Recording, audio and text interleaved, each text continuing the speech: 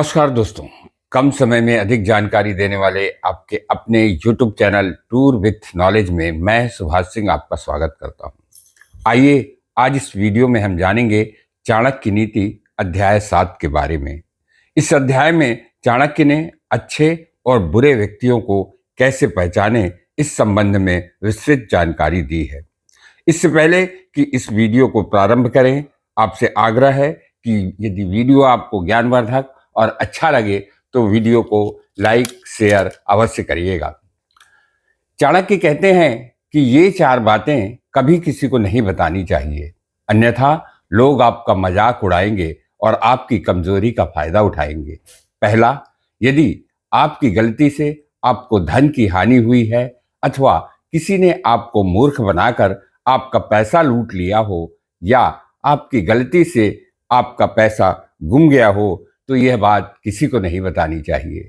दूसरा, यदि आपकी पत्नी चरित्रहीन दुष्ट प्रवृत्ति की है और वह आपको घर में या बाहर अपमानित करती है, यदि आप अपनी पत्नी से परेशान हैं तो इस बात को भी कभी किसी को नहीं बतानी चाहिए।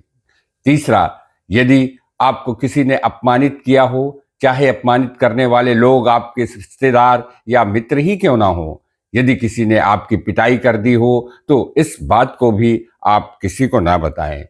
चौथा, यदि किसी भी कारण से आपकी मानसिक स्थिति सामान्य नहीं है, आप किसी बात को लेकर के चिंतित हैं, आपके परिवार में आर्थिक या पारिवारिक परेशानी है तो इसे भी किसी को नहीं बताना चाहिए।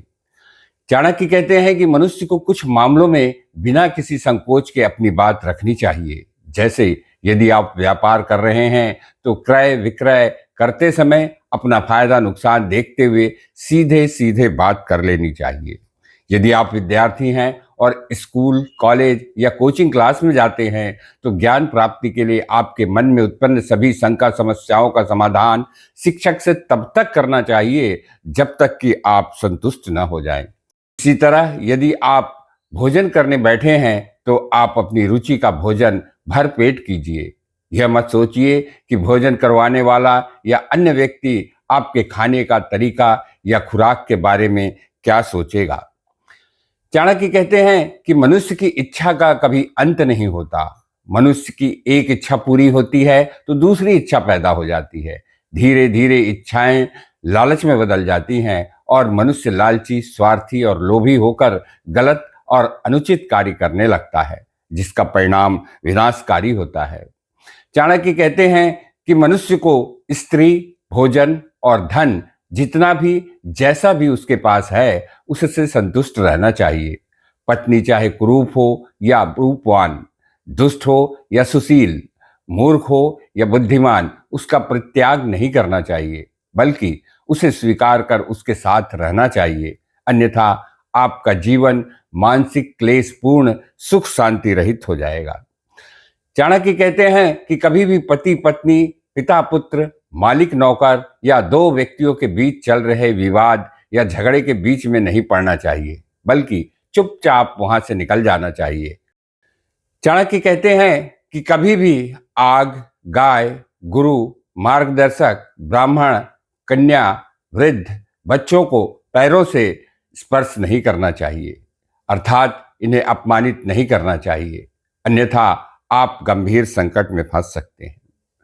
चाणक्य दुष्ट व्यक्तियों को पहचानने का तरीका बताते हुए कहते हैं कि जो व्यक्ति ईश्वर पर विश्वास नहीं करता, झूठ बोलता है, दूसरे व्यक्तियों को संकट में डालकर उसका अहित कर उसे दुखी देखकर प्रसन्न होता है, ऐसे गुंडे, बदमाश, मवाली, दुष्ट व्यक्तियों से जितना हो सके उतना अधिक दूर रहना चाहिए। चाणक्य कहते हैं कि बैल से 5 हाथ, घोड़े से 10 हाथ, हाथी से 100 हाथ की दूरी बनाकर रखना चाहिए, किंतु दुष्ट आदमी से दूरी बनाने के लिए यदि आपको अपना निवास भी छोड़ना पड़े तो संकोच मत कीजिएगा। इससे नजदीकी न बढ़ाएं, अन्यथा आपका पतन निश्चित है। चाणक्य कहते हैं कि घोड़े को चाबुक से, हाथी को अंकुश से, सींग वाले एवं अन्य जानवरों को डंडे से वश में किया जा सकता है, किंतु दुष्ट या दुराचारी व्यक्ति प्रेम, स्नेह अथवा बुद्धि से भी वश में नहीं आते। उन्हें केवल ताकत अर्थात तलवार के बल पर ही वश में किया जा सकता है। चाणक्य कहते हैं कि ब्राह्मण को पेट भर भोजन करके सुख मिलता है, मोर को बादल और उसकी गर्जना से सुख मिलता है, सज्जन पुरुष को दूसरों के वैभव, ऐश्वर्य, समृद्धि से सुख मिलता है, किंतु दुष्ट व्यक्ति को दूसरों को संकट में डालकर दुखी देख उनका अहित करके सुख मिलता है। इसलिए दुष्टों से दूर रहना ही उचित होता है। इस सूत्र से हमें शिक्षा मिलती है कि दुष्ट व्यक्तियों को केवल ताकत के दम पर ही वश में किया जा सकता है। चाणक्य कहते हैं कि यदि कोई आपसे अधिक शक्तिशाली हो तो उस पर विजय पाने या उसे अपने पक्ष में करने के लिए उसकी इच्छा अनुसार व्यवहार करना चाहिए। यदि कोई व्यक्ति आपसे कम शक्तिशाली हो तो उसके साथ कठोरता से प्रतिकूल व्यवहार करके बलपूर्वक अपने पक्ष में करना चाहिए, किंतु जो व्यक्ति आपके समान शक्तिशाली हो उसके साथ परिस्थिति के अनुसार बल अथवा विनय से अपने वश में करने का प्रयास करना चाहिए। इस सूत्र से हमें शिक्षा मिलती है कि किसी पर भी विजय प्राप्त करने के लिए सर्वप्रथम उसकी कमजोरी और मजबूती का पता लगाना चाहिए। चाणक्य कहते हैं कि प्रत्येक मनुष्य में कोई न कोई विशेष शक्ति होती है जिसके बल पर वह अपने उद्देश्य में सफल होकर सम्मान प्राप्त कर सकता है। जैसे एक राजा की शक्ति उसके सैन्य बल में होती है, जिसके दम पर वह अपने प्रतिद्वंदी को पराजित कर सम्मान प्राप्त कर सकता है। एक ब्राह्मण या ज्ञानी की शक्ति उसके ज्ञान में होती है, वह अपने ज्ञान से सभी की शंका समस्याओं का समाधान कर सबका सम्मान प्राप्त कर सकता है। एक स्त्री की शक्ति उसके रूप, सौंदर्य, यौवन, मृदु भाषा और सुकोमलता में होती है, जिससे वह किसी को भी अपने वश में कर सकती है। इस सूत्र से हमें शिक्षा मिलती है कि हर व्यक्ति को अपनी शक्ति भली भांति जाननी चाहिए। चाणक्य कहते हैं कि मनुष्य को अत्यंत सज्जन, सरल और सीधा साधा नहीं होना चाहिए, क्योंकि दुष्ट लोग सबसे पहले सीधे साधे लोगों को ही अपना शिकार बनाते हैं। जैसे जंगल में सर्वप्रथम सीधे खड़े वृक्षों को ही काटा जाता है, टेढ़े मेढ़े वृक्षों को नहीं। इस सूत्र से हमें शिक्षा मिलती है कि मनुष्य को अत्यंत सीधा, सरल और सहज नहीं होना चाहिए। चाणक्य स्वार्थी मनुष्य की तुलना हंस के साथ करते हुए कहते हैं कि जिस तरह हंस किसी जलाशय के पास घोंसला बनाकर तभी तक रहता है जब तक जलाशय में भोजन और पानी मिलता है, जैसे ही जलाशय सूखता है वह वहां से चला जाता है। स्वार्थी मनुष्य भी आपके साथ तभी तक मीठे वचन बोलते हैं, आपके हितैषी बनकर आपके साथ संबंध निभाता है, जब तक उसका स्वार्थ पूरा नहीं हो जाता है। चाणक्य कहते हैं कि अत्यधिक धन संग्रह मनुष्य को भ्रष्ट, लालची और स्वार्थी बना देता है। मनुष्य का चरित्र जलाशय के जल की सड़ांध की तरह हो जाता है। इसलिए समय समय पर दान, पुण्य, लोकहितकारी द्वारा धन खर्च कर समाज में सम्मान प्राप्त करना चाहिए। सज्जन पुरुष को कैसे पहचाने, इस संबंध में चाणक्य कहते हैं कि जो मनुष्य दानशील, विद्वान, मधुर वचन बोलने वाला, पूजा पाठ में लीन होकर ईश्वर पर विश्वास करने वाला होगा, वह पुरुष सज्जन पुरुष होगा। समाज में सज्जन पुरुषों का सम्मान होता है। चाणक्य दुष्ट व्यक्ति के बारे में कहते हैं कि जो व्यक्ति क्रोधी, अधर्मी, कड़वा वचन बोलने वाला, अपने ही प्रियजनों को अहित एवं अपमानित करने वाला एवं अनेक अवगुणों से पूर्ण दरिद्र एवं चरित्रहीन स्वभाव का होता है, ऐसा व्यक्ति दुष्ट कहलाने योग्य होता है। ऐसे लोग पृथ्वी पर बोझ की तरह होते हैं।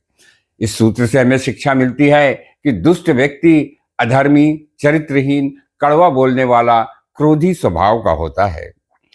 चाणक्य कहते हैं कि मनुष्य को अच्छे, गुणी, बुद्धिमान लोगों की संगति या मित्रता करनी चाहिए, क्योंकि यदि आप बुद्धिमानों से मित्रता करेंगे तो आपको ज्ञान की बातें सीखने को मिलेगी। इसके विपरीत यदि आप दुष्ट व्यक्तियों से मित्रता करेंगे तो केवल बुराई, दुराचार, दूसरों को नुकसान पहुंचाने की बात सीखने को मिलेगी और हो सकता है कि इसका दुष्परिणाम भी आपको भोगना पड़े।